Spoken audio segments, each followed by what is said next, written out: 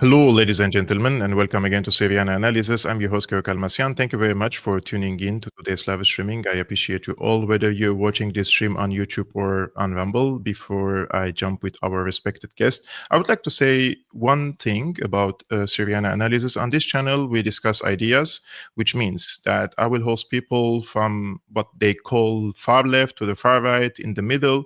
So it's about exchanging ideas. So there could be guests on this channel that you may not agree, or some guests you may agree with.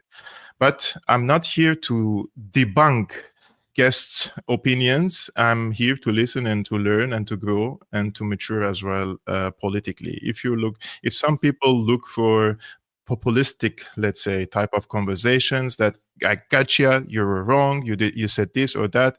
I'm not here to do that. So in the past, if I had guests that you disagreed with and I also disagreed with, that's fine. So I'm really open to conversation with everyone. I'm very flexible. And without further further introduction, Dimitri Lascaris, thank you so much for coming to the show. I'm very happy to have you for the first time on my podcast to discuss what's going on nowadays in Palestine as well. Thank you, Kevork. I hope that disclaimer was your general disclaimer, not for me in particular. Not at all. Actually, it was not about you at all. And I receive lots of comments. People usually are very thirsty to information. So most of the people who watch Syriana Analysis are people really flexible. Like I don't identify myself as left or right or center, because it depends on the life situation. Sometimes my opinion about some things are different from what the people think, or because people see from a lens of a left completely or a right completely. So they interpret political events only through this lens. And I'm not like that. I don't like to stick myself into one, let's say, political line. And myself and you, we could have different opinions. I mean, even about Palestine, probably. So it's really good that the diverse of opinions, it enrich people's also intellect, because on the mainstream press, we don't really take anything that could enrich our knowledge. They want to only psyop us, and they want to tell us what to think. We are here talking in a respected way, and we're speaking about today, of course, what's happening in Gaza, and I'm very happy about it, because we need to always remind the people that when the ceasefire agreement was reached, I cautioned the people and I said, celebration is great for the people who survived the genocide, but we have to be very, very cautious, because I said the evil is in the details. And now we see that the ceasefire agreement could crumble. So which stage are we in this ceasefire agreement at the current moment, and why do you think it could crumble in the next days? Well, the agreement was envisioned or agreed to take place in 3 stages. It began the first stage on January 19th, and it was to last 42 days, the first stage. So that would put us at the beginning of March. We're a long way away from the scheduled termination of the first stage. Then there was to be, and during that first stage, there was to be an exchange of 33 detainees held by Hamas, mostly children and women, in exchange for Israel releasing 30 to 50 Palestinians, starting with children and women, for every Israeli released by the resistance in Gaza. And during the first stage, this is very important, Israel was to allow sufficient quantities of humanitarian aid to sustain the population, allow displaced Palestinians to return to their homes, and make a phased withdrawal from Gaza. And during the first stage, talks are to begin between both sides for a more permanent cessation of hostilities. In the second stage, which, as I said, would begin in early March, Israel would accept a permanent ceasefire, and Hamas would then release the remaining living male hostages, both civilians and soldiers, for an exchange of Palestinian prisoners. And finally, in the third stage, the remains of deceased Israeli hostages would be released, and there would be terms negotiated for the reconstruction of Gaza to take place over 3 to 5 years. So that is, in a nutshell, what was agreed. The fundamental problem we are experiencing now, which was, as you suggested, Kevork, rather foreseeable, is that the Israelis are not living up to their side of the bargain. And if you don't believe me, you can believe the New York Times, which we we probably would concur is pro-Israel in its editorial perspective. They've published an article citing 3 anonymous Israeli officials and 2 mediators who've confirmed that Israel is violating its commitment to allow hundreds of thousands of tents and humanitarian supplies into Gaza. In addition, Euromed Monitor has documented the killing of at least 110 Palestinians since the ceasefire went into effect. That's an average of about 6 a day. It has documented 901 woundings of Palestinians since the ceasefire began, averaging 47 per day. But to me, the worst thing of all, Kevork, the thing that is just a sort of in-your-face middle finger to the ceasefire agreement that Israel signed, is that Trump and Netanyahu are saying that they are going to expel all Palestinians from Gaza. Yes.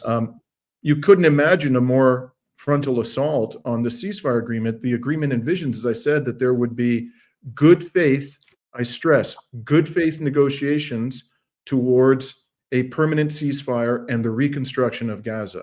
So they're telling us straight up, whatever, even if we ignore the people they've killed, the people they've wounded, the humanitarian supplies not getting in, they're telling us straight up that they regard the ceasefire agreement as toilet paper. Yes.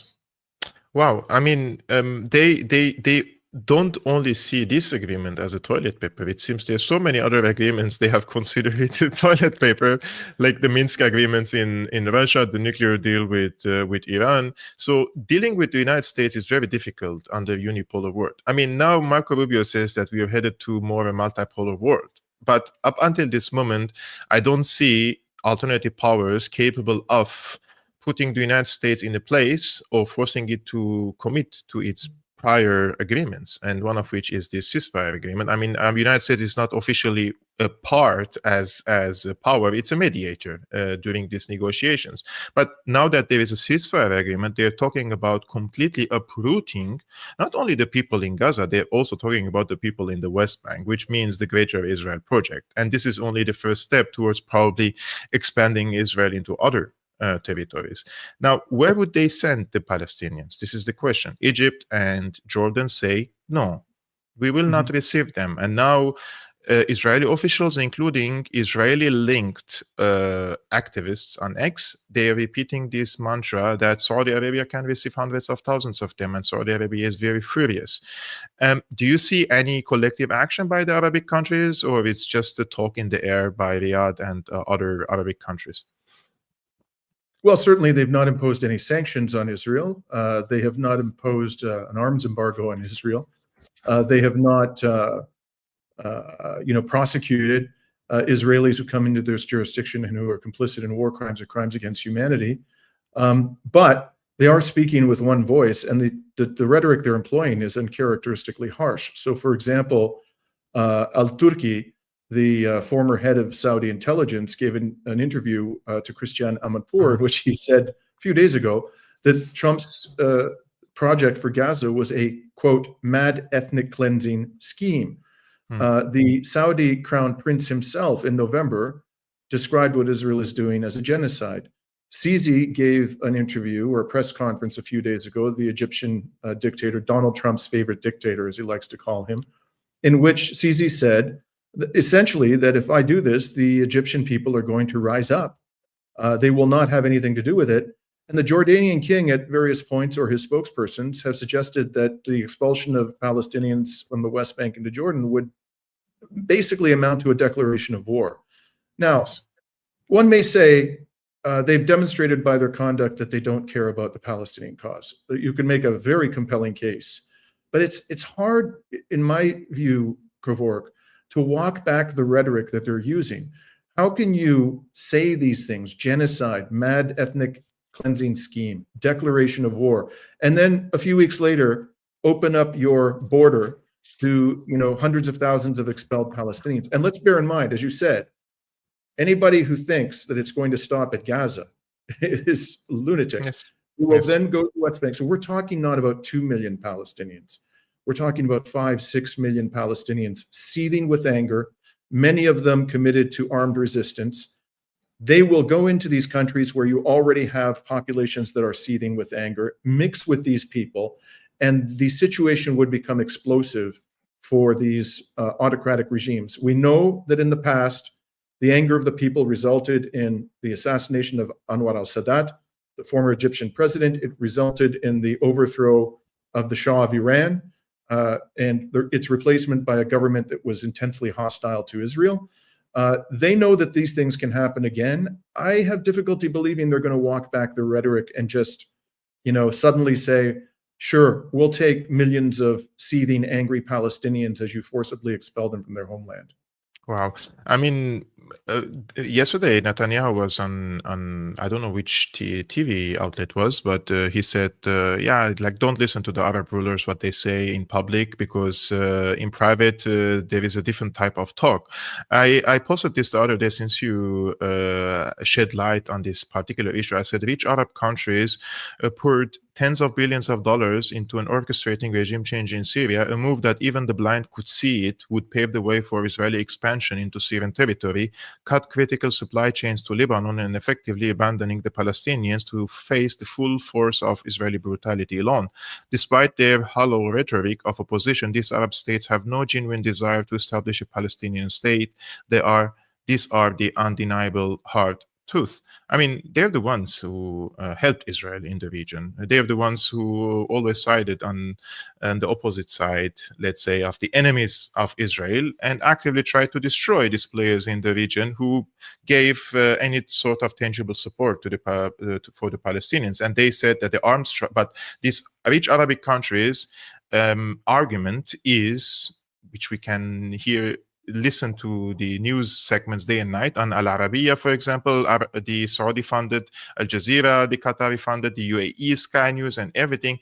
And they always say the armed struggle only led to more devastation. We want to try the diplomatic solution. We want to end this conflict. And now all of a sudden, even Dahi Khalfan, who was, I think, also the head of the intelligence in the UAE in the past, he says the threats of Donald Trump against the Arabs are very, very serious. So is this a wake-up call for the Arabs, or their interests probably too much interconnected with the American interests and investments in their own countries that I don't think they could say no to the end. So I totally agree with you. There could be a time that they would bow and accept hundreds of thousands of Palestinians. Probably Syria would accept under Jolani, because now pro-HTS activists are saying our hearts are big enough in Syria and we would fit together. If you're forced to leave Palestine, you can come to us. So Jolani could also play a role in the ethnic cleansing of the Palestinians and accept them. Mm-hmm. Yes.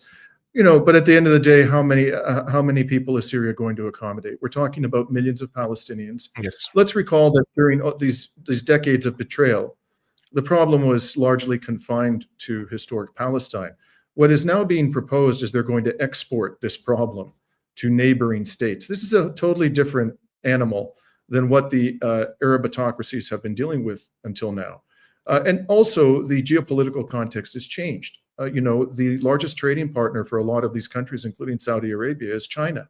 And China is adamantly opposed to the expulsion of the Palestinians from their homeland, as is the Russian Federation. So in the current geopolitical context, and considering that we're dealing with a totally different beast than they have been dealing with in the past, the exportation of the Palestinian problem to neighboring states, I do, at the end of the day, have real skepticism about whether they'll sign off on this. But Kevork, I don't actually think that's the most important question. I believe the most important question is, can they actually implement this plan, even with the consent of the Arab autocracies? And I think the number one factor in whether they can do that is not the Saudi crown prince, it's not the Egyptian dictator, it's not the Jordanian autocrat, it's the Palestinian resistance itself. Let us recall that they, for 15 months, perpetrated a genocide in Gaza, and they weren't even able, the Israeli military, to secure control of Little Beit Hanun in the northeast of the Gaza Strip, which is surrounded on 2 or 3 sides by Israeli watchtowers and military bases. They couldn't even secure that. In the last month, they were taking significantly higher casualties than they had taken at prior periods. And I just want to read to you some excerpts, because I think it's so telling, of an article that was written in the West Point military journal by a U.S. Army officer in October of last year.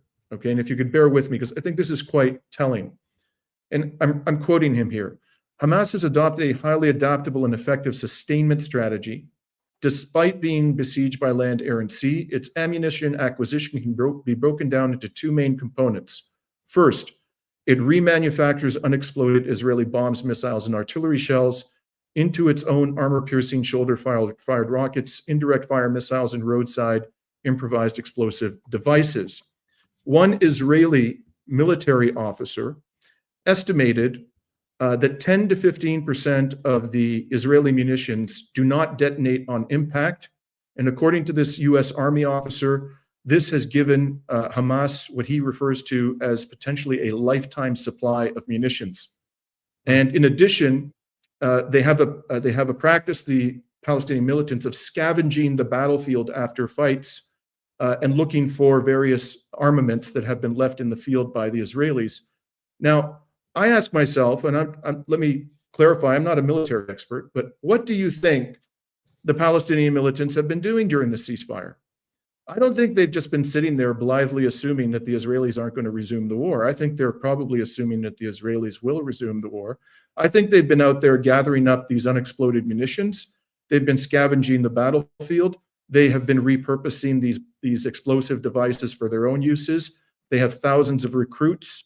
Even Blinken acknowledged this. They've been training them. They are sharing with the new recruits what they learned through 15 months of warfare against the Israeli army, and they're preparing for the next phase of this war. The Israeli army is overstretched. As you've indicated, it's in South Lebanon now, it's in southern Syria, it's expanding its activities there. There were reports that reservists, thousands of them, were not showing up when they got called up towards the end of this genocidal phase. They took serious casualties on the northern front against the Lebanese resistance. I don't think Israel can implement this plan. It can kill a lot of people, Kevork, no doubt about it. It could slaughter hundreds of thousands of more Palestinian civilians. But does that mean it's going to win the war if it resumes the war? I don't think so. I think it's in serious, it has a serious crisis on its hand, militarily speaking and economically. And although I don't discount at all the possibility that it's going to resume the genocide, that's entirely possible. I think at the end of the day, it's likely to result in the destruction of Israel. Yeah, this is what Trump said about the case of the ceasefire. This was only yesterday. I just want to play the video and we comment on it. Well, I would say this, and I'm going to let that be because that's Israel's decision. But as far as I'm concerned, if all of the hostages aren't returned by Saturday at 12 o'clock, I think it's an appropriate time. I would say cancel it and all bets are off and let hell break out. I'd say they ought to be returned by 12 o'clock on Saturday. And if they're not returned, all of them, not in drips and drabs, not 2 and 1 and 3 and 4 and 2. Saturday at 12 o'clock. And after that, I would say all hell is going to break out. All hell is gonna break up. He also says in a recent interview with Fox News that the Palestinians would have no right to return to Gaza under plan to take over the territory because they are going to have much better housing. It feels like he's talking like a real estate agent or something, you know, not the president of the United States. A delusional real estate agent, or as my wife likes to say, a failed businessman. But look, you know, what's so interesting about this, first of all, I think he's just pulling that bait out of his ass. I mean, it seemed to me, I'm not an expert in that. I think he just made up, you know, Saturday at noon on the spot. But the thing is, Kevork, that this is a flagrant violation of the agreement that Israel entered into. Hamas is not required to release all the hostages under this agreement by Saturday. It's required to do that by the end of the second phase, and we haven't even reached the end of the first phase. And it only has to do that if Israel complies with its obligations under the first and second phase. What is this telling the world? This is telling the world that Donald Trump's agreements are absolutely meaningless. The United States is not just a party that has rhetorically supported the ceasefire. They're a guarantor. They're supposed to be a guarantor along with Qatar and Egypt of the ceasefire. And he's just making up new terms and threatening the Palestinians with all hell breaking loose. So I think if I'm the Russians and I'm looking at this and I'm saying, should I do a deal with, Donald Trump to bring an end to the Ukraine war? Why would you do that? If you're the Yeah. Iranians and you're being invited, to make concessions to Trump, and remember, of course, that Trump pulled the United States out of the Iran nuclear deal, even though Iran was complying with it. This is telling the whole world that Trump's word is absolutely meaningless, and this is going to have profound implications for the implementation of Donald Trump's foreign policy all over the world, not just in West Asia. I would just play the devil's advocate here, Dimitri. Trump sent a deal to Iran to compromise. And two components of the deal are about, one, the ballistic missile program, and the second is the drone program. So basically, Trump said to the Iranians, if you dismantle your drone program and ballistic missile program and the nuclear program, basically, then we will have peace. We will coexist. You will thrive. You will live in prosperity. We will invest in your country. Everything will be fine. So, when you see it from the perspective of Trump, why do you think countries like Iran, for example, don't accept to disarm themselves and live and coexist with the United States in the region? Why would countries like Iran choose the difficult path, and that is the resistance against the American hegemony in the region, and not to choose the path of the UAE, for example, and just simply thrive in the region? So this could be a question just for the other side. Well, I'm not sure how that's playing devil's advocate. I may have misunderstood your question, but it kind of sounds like you're agreeing with me. But I may have misunderstood the question. But as I understand it, Kevork, the supreme leader of Iran has forbidden negotiations with the United States. And again, I'm not an expert in Iranian constitutional law, but I understand that the Constitution provides that foreign policy is the exclusive domain of the National Security Council, which is run by the supreme leader of Iran. Pezeshkian is not going to be able to override the will of the Iranian leader. What I'm reading is that he's saying no negotiations with the United States because this government is agreement incapable. They are completely untrustworthy. I think the Iranians would be absolutely insane to give up their ballistic missile program and their drone program in exchange for some worthless promises from the president of the United States. And I just don't think they're insane. I'm disappointed, too, that they have taken such a passive role.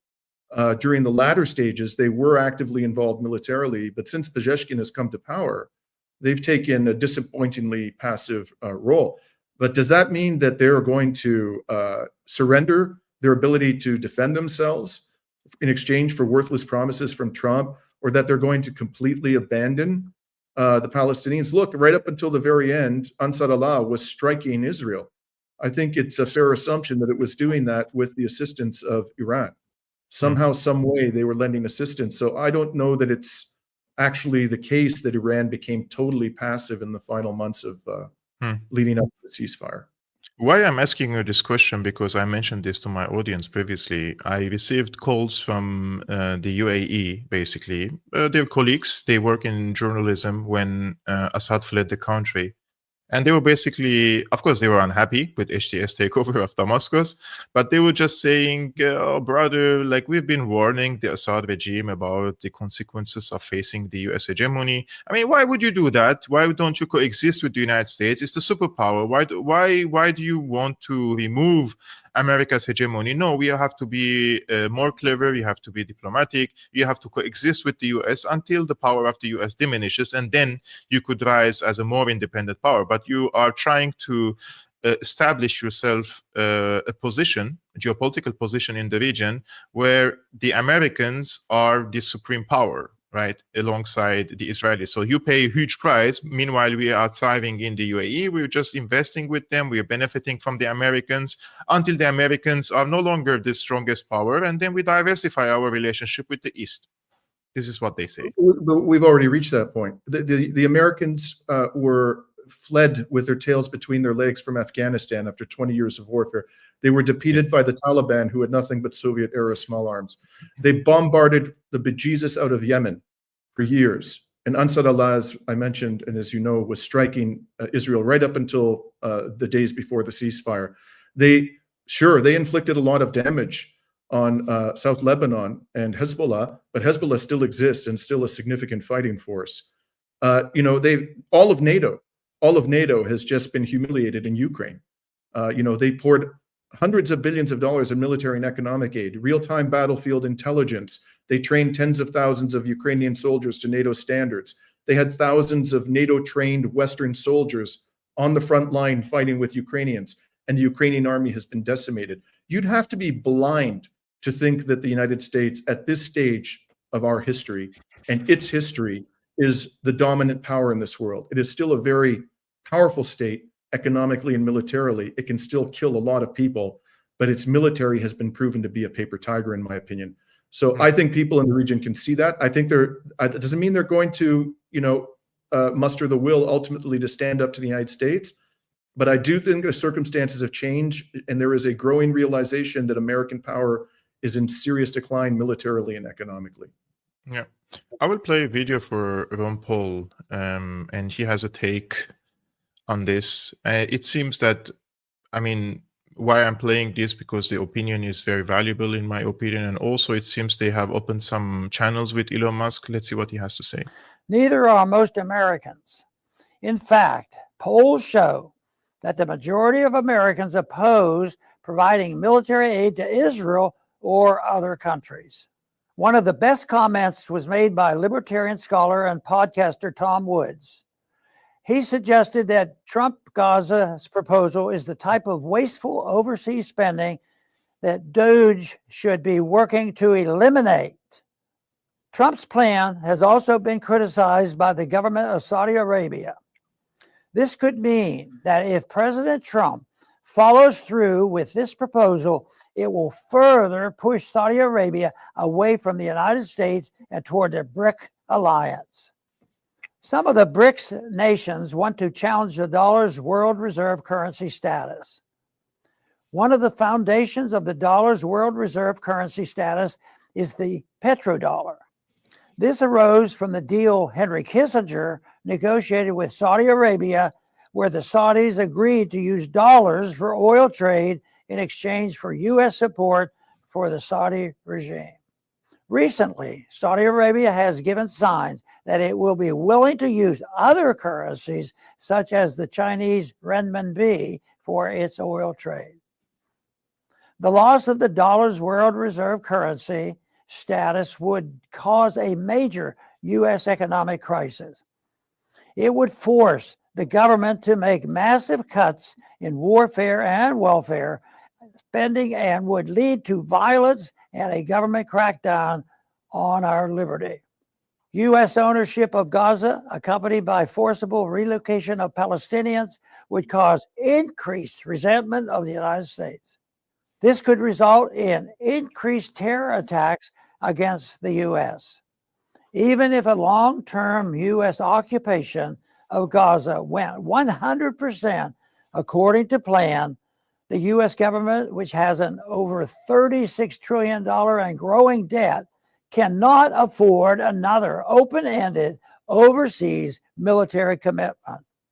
Instead, President Trump should follow through on his campaign rhetoric about withdrawing from unnecessary military commitments. This, not tariffs, will help make America more competitive on the international economy. The best thing the United States can do to rebuild Gaza and promote peace in the Middle East is to stop funding Israel's occupation and blockade of Gaza. Isn't it convenient? This is the only way to stop funding Israel, stop sending billions. And the America First policy was basically meant to be exactly this. And then every other agency, every other war, they want to stop funding, like in Ukraine, USAID and ED. They're coming after every other state and non-state actor, but to drain the expenditure, but not to Israel. Would people like Rand Paul have any influence over Trump? Well, first of all, I had not seen that. Thank you for sharing that with me. That was quite a speech by Mr. Paul. I'm encouraged to see that a person of significant stature within the Republican elite, of course, he was always a bit of a maverick, but still he is a person who commands a significant respect today in the Republican Party. And you also have Tucker Carlson raising serious questions. He has a very wide following amongst Republicans about America's support for Israel. And you have people lesser stature like Candace Owens. So it seems to be there's a growing realization that you're correct, Kevork, that what you just said is a very compelling argument. You know, why would we make an exception for Israel? The mad dog, the rabid dog of West Asia that's brought us into such disrepute, and it cost us so much money and is exposing our many military assets in West Asia to attack from angry opponents of Western hegemony. I think that we are seeing quite possibly a profound shift in elite opinion within the Republican Party itself. I think we're still in the relatively early stages of that. But the fact that you're getting these kinds of sentiments from Ron Paul and Tucker Carlson, just, you know, head on, unequivocally tackling the whole question of America's support for Israel, that's a promising sign. Yeah, actually, I noticed this phenomenon among the MAGA movement. I don't know if I have to call it a MAGA movement, but they are influential people like Tucker, like Candace, like Ron, and many other, actually, also Dave Smith, libertarian as well. People endorsed Trump, but they are unapologetically, let's say, against the funding for Israel. And they've been asked this question directly, like, you say America first, does this also include Israel? And all said yes.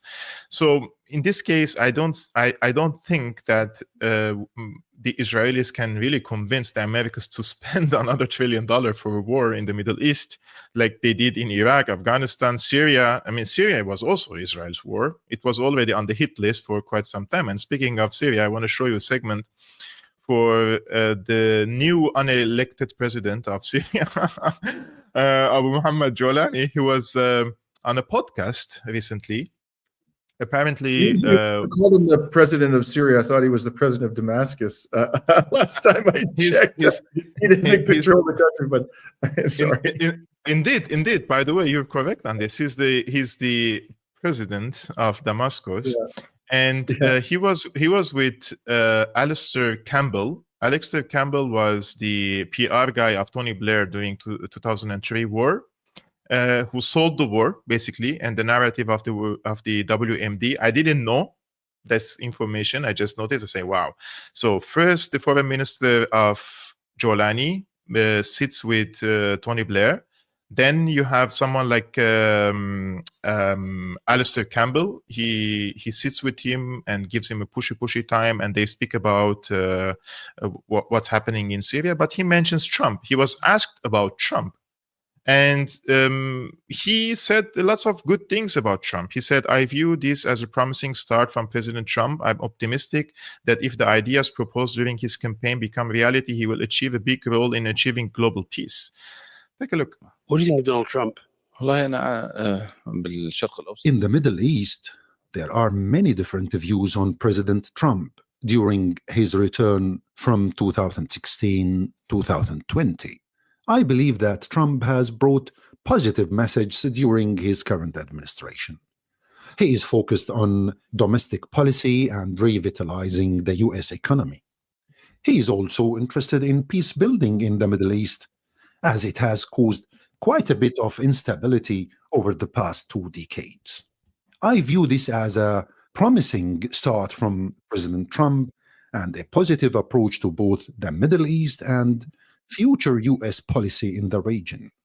I am optimistic that if the ideas proposed during his campaign become reality, he will play a big role in achieving global peace, especially, in my opinion, if he ends the war between Russia and Ukraine.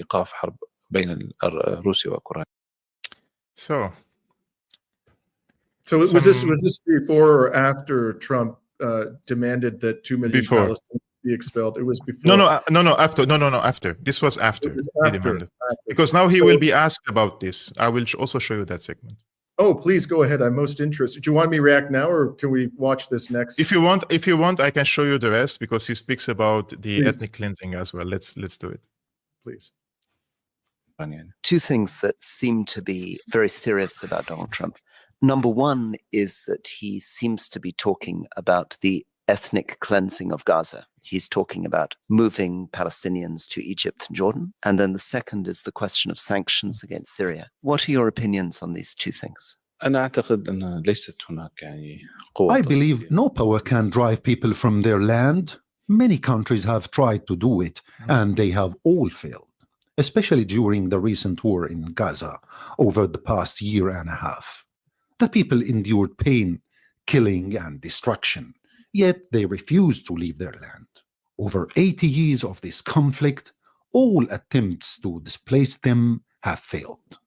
Those who left have regretted their decision.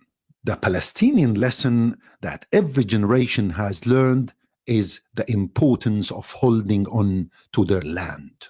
It would be neither wise nor morally or politically right for Trump to lead an effort to force Palestinians out of their land, in my view.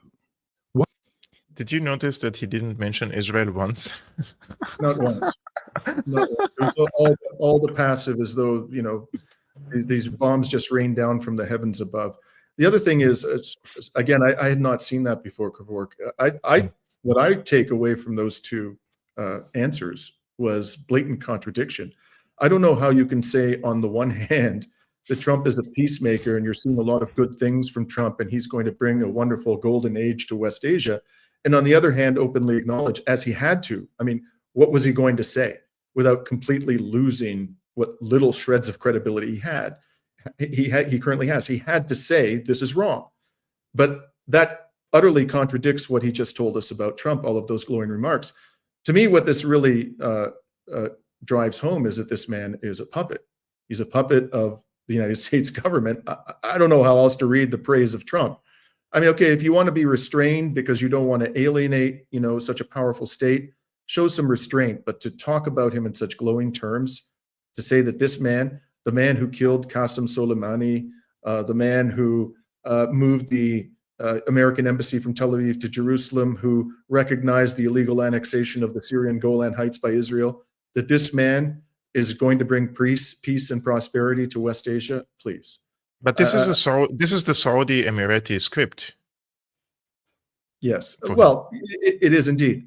But I think at the end of the day, what we have to ask ourselves is, at what point will the Saudis and the Emiratis begin to feel that their own power and wealth is being threatened by Trump's aggressions? I think that's where we're potentially at right now. It's not because they care about Palestinians. They've been, you know, doing this song and dance, the kind of song and dance we just saw for many years.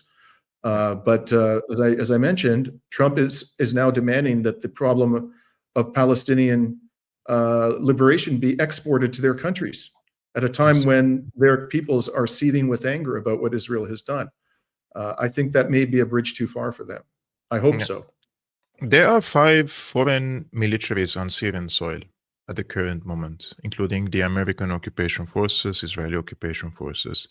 And he never mentioned any of these forces as occupation or as a threat against the national security or the natural resources of Syria, as we may know, that Israelis now occupy also the water resources in the south. The Americans occupy the wheat fields, occupy the oil fields. So he knows these things. And he never said that they're a threat. But yesterday, one of the spokespersons of HDS government in Damascus mentioned Hezbollah's forces within the Lebanese borders as threat against the national security of Syria. So we know where is this headed to. Now that Israel is withdrawing from southern Lebanon, and I don't think that the Israelis need to invade Lebanon any longer because they have HDS forces on the eastern part of eastern borders of Lebanon, basically. First, they cut the supply chains completely to Hezbollah. And secondly, they will always threaten Lebanon. They will always try to wage incursions into Lebanon. They will keep Hezbollah busy with defending the borders with Syria rather than defending the borders with Israel. So they already, I think in this case, this development clearly plays in the hands of the Americans and the Israelis. Yes, I saw a report on Free Palestine TV in the last couple of days, which Laith reported that not only were these forces attacking Lebanon, but in addition, they were coordinating with the Israeli Air Force. which was conducting bombing runs in the areas that were under attack. Look, you know Syria better than I do, my friend, but all indications I see is that this man is just an instrument of U.S. power and Israeli hegemony in the region. Now, having said that, I recently had a discussion with Alex Craner. Yes. I interviewed him on my program, Reason to Resist. I watched that.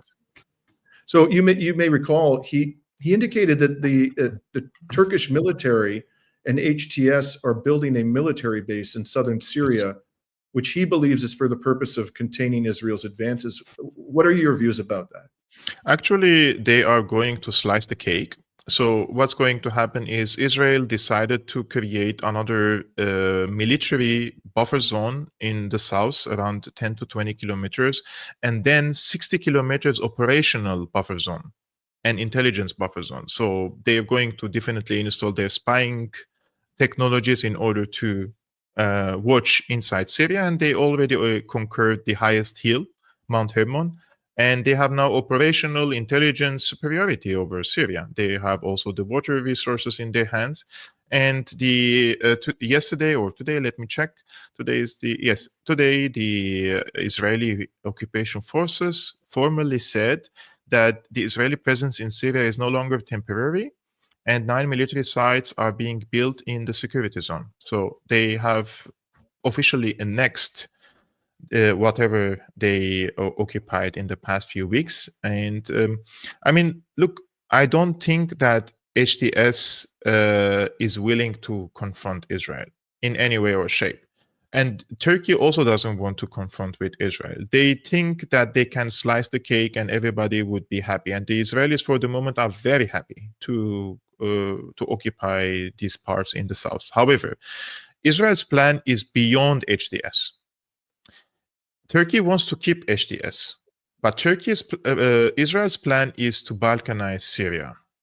And in order to Balkanize Syria, they need to create security conditions that the Druze and the Kurds would come under attacks from Turkish-backed militants.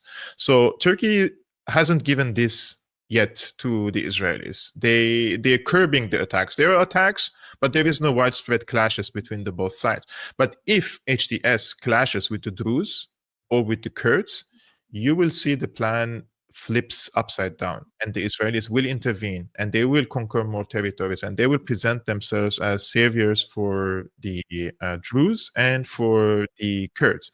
They want to open a corridor, basically, inside Syria, and this corridor would be open with the Golan Heights, because the Druze are overwhelmingly inhabited in the Golan, in the Druze, and you have the Asweda Governorate, which is on the east of Daraa, basically, where the occupation forces of Israel are located at the current moment.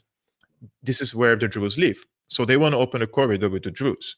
And they have been in touch with the representatives of the Druze in the Sweda for at least a few years.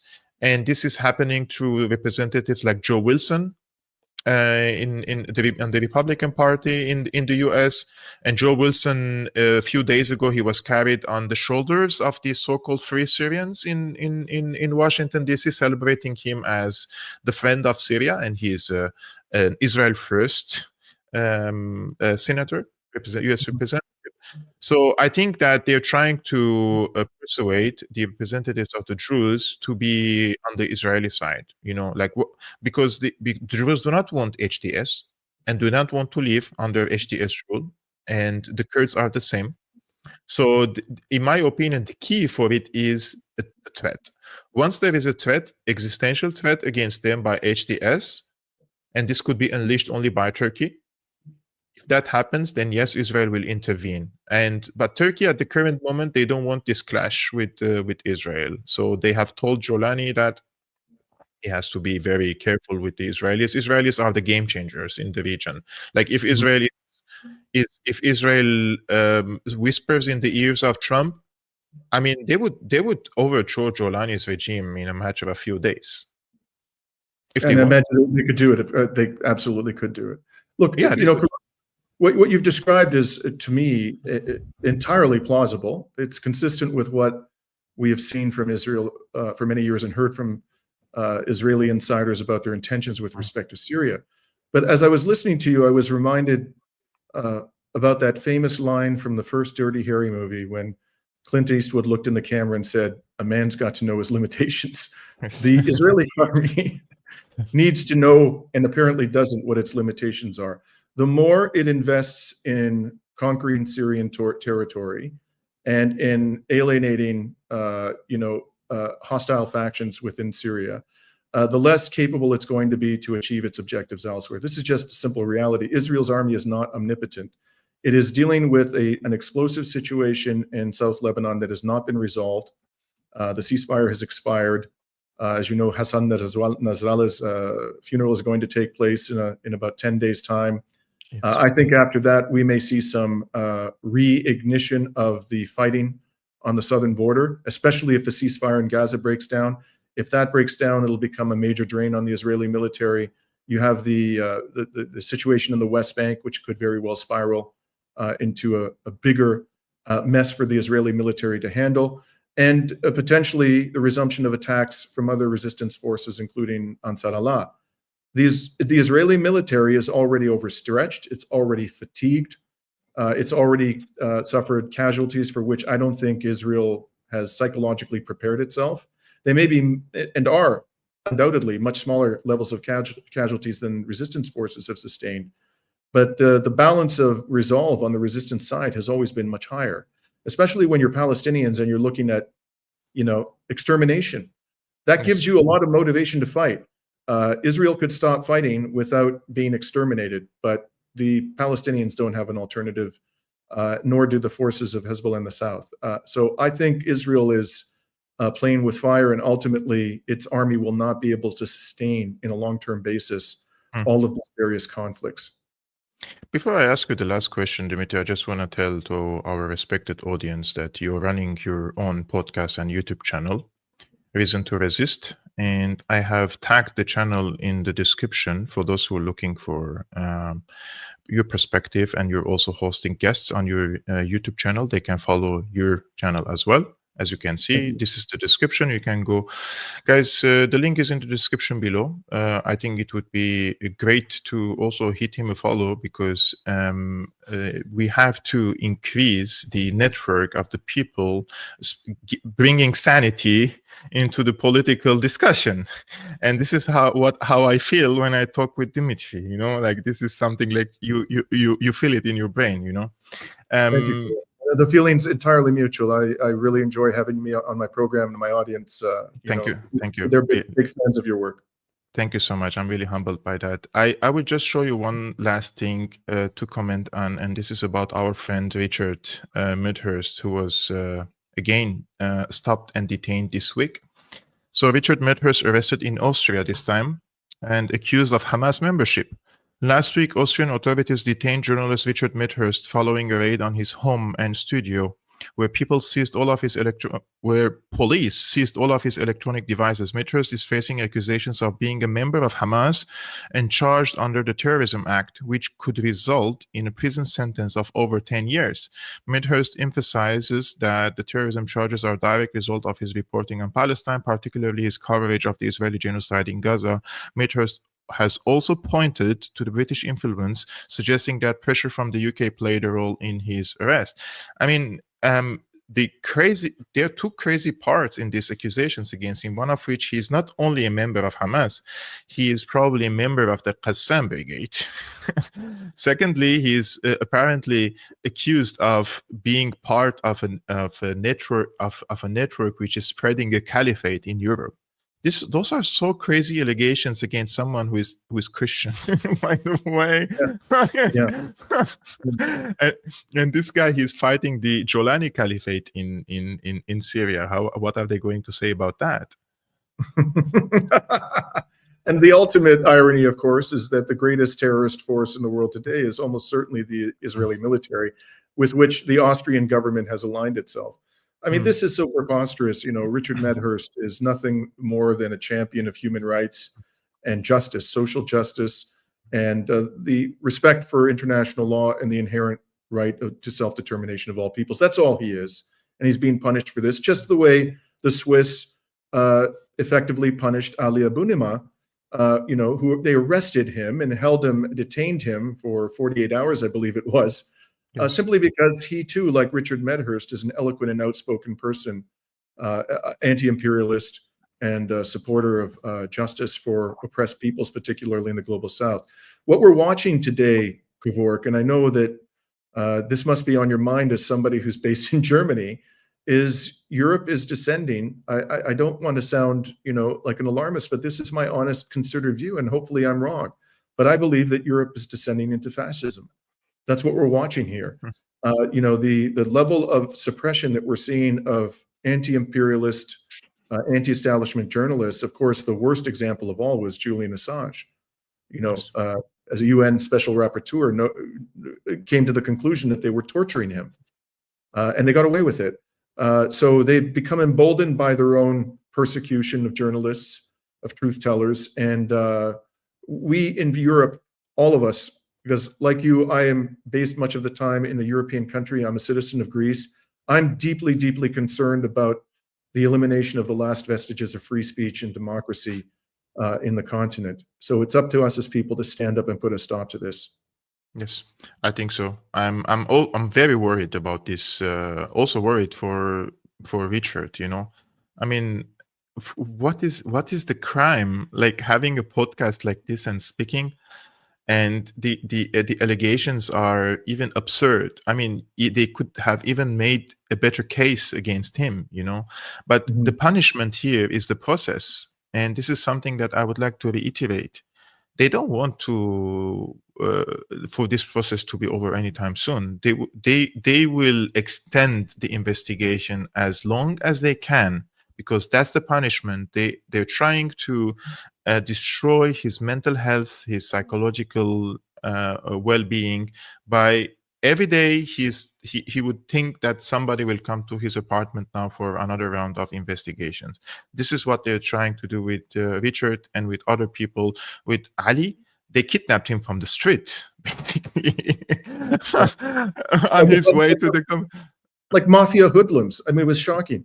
And it's not just, striking the fear of God into Ali and Richard and Julian Assange and others who have been... It's people like you and me, Kevork, who are watching this, who have not, as of yet, been targeted, but wondering if we're next.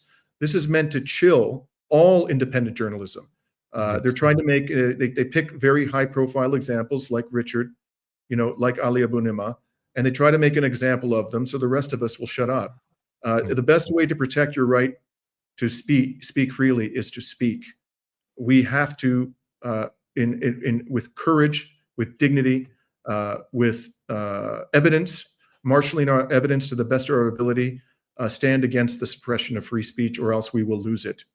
Totally agree. What a great way to end up today's conversation. Dimitri Lascaris, thank you so much for coming today to the show. You're also an award-winning journalist. You also got the Syriana. We say in English, we say Syriana Shim, but her real name is Syriana Him, a word for uncompromised integrity in journalism. I also pronounce her name for quite some time, Shim, because it's written in English, Latin word, but her family name is Shim. She has a Lebanese background, and she was also an American, and she got killed in Turkey in a car accident after she exposed the Turkish intelligence role in moving arms to the terrorist groups in Syria. So may her soul rest in peace. Dimitri, thank you so much again. Thank you. Also, with pleasure. And thank you so much, guys, for tuning in to today's live streaming. Tomorrow we are going to do another live streaming for sure on Wednesday. So stay tuned for that. If you like this content, hit the like button, subscribe to this YouTube channel. And if you like to support Syriana Analysis, which is 100% independent, there are different means in the description below. And I will see you soon. Peace be upon you, upon your families. Peace be upon you, Dimitri. Salam. Yes.